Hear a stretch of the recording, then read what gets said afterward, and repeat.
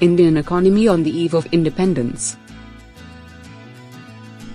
Indian economy was in bad shape when British left India. Their primary goal was to reduce the status of India to mere exporter of raw materials to Britain and importer of finished goods from Britain. This unjustly enriched Britain.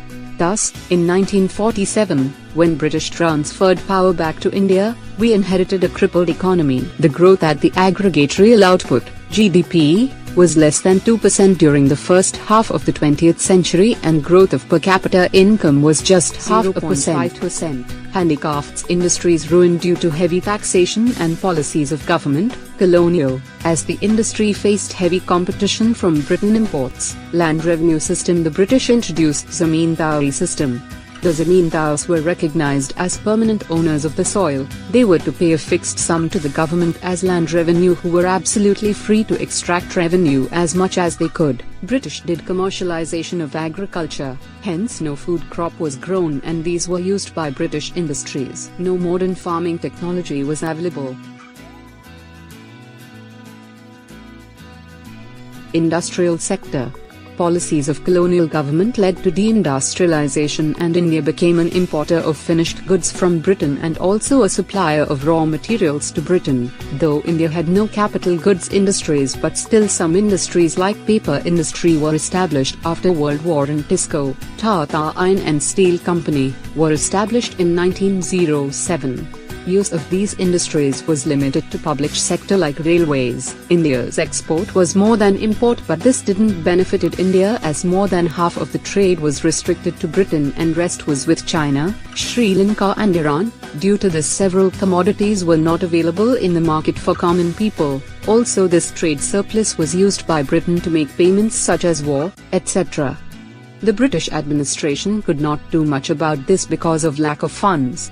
The roads were built with the aim of mobilizing the army within India and to transport the various raw materials. The railway was introduced in 1850. They helped to break geographical and cultural barriers, aided commercialization of agriculture, expanded volume of trade. Inland trade and sea lanes were also developed. However, some of the inland waterways like the coast canal on the Odisha coast proved uneconomical because it could not match the railways which managed to traverse the region parallel to the canal. Postal services and telegraph was also introduced in order to maintain law and order.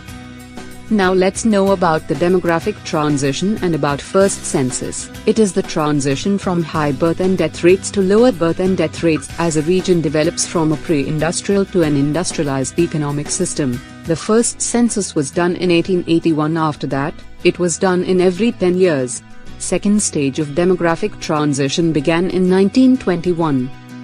During this time, neither the total population nor the population growth was very high.